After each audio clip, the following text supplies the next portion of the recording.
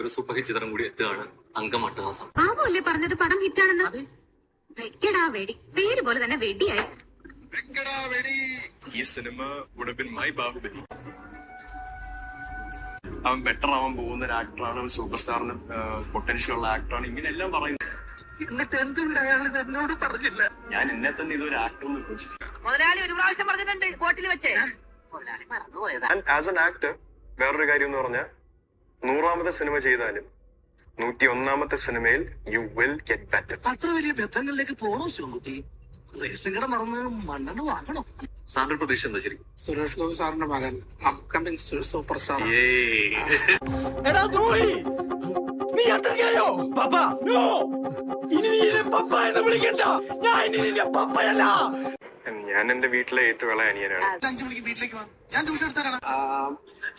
എന്റെ മെന്റോറിന്റെ കൂടെ ബെസ്റ്റ്. മലങ്കൾട്ട് ഈസ് മലങ്കൾട്ട്, പ്യുവർ മലങ്കൾട്ട്. അതിലൊരു ഒരു ഒരു എണ്ണം പറഞ്ഞ മലങ്കൾട്ടാണിത്. ക്യാരക്ടർ ഏറ്റവും കൂടുതൽ ഇഷ്ടപ്പെട്ടത് മാധവ് സുരേഷ് ഉള്ളോ? പതിവ് പോലെ എന്റെ പെർഫോമൻസ് ഗംഭീരമായിട്ട്. അപ്പൊ ഇത് അതിന് മാധവ് സുരേഷിനെ പറയും. മാധവ് സുരേഷിനെ കിട്ടിയിട്ട് ഇതിൽ അദ്ദേഹത്തിന് മാക്സിമം ഡയലോഗ്സ് കുറച്ച് കൊടുത്ത ഡയറക്ടർ ബ്രില്യൻസ് ഉണ്ട്.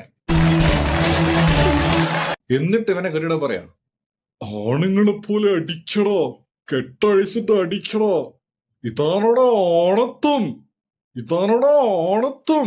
മാധവ് സുരേഷ് പക്ഷെ കുറച്ചുകൂടെ ബെറ്റർ ആയിരുന്നു.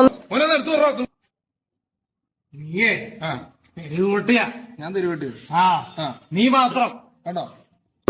സുജിത്തേട്ടന്റെ ഒരു കംബാക്ക് എന്ന് തന്നെ പറയാം. സുജിത് എസ് നായർ. അടുത്തൊരു Rajamouli or even better.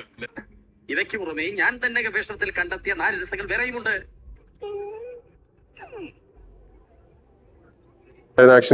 Super ആയിട്ടുണ്ട്.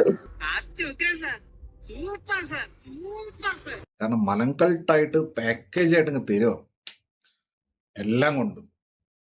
അപ്പൊ തരുന്നത് നമ്മളങ്ങ് ഏറ്റെടുക്കുക.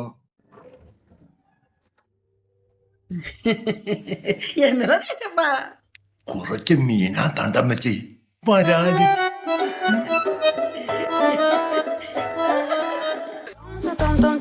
Ese culo es un bombón.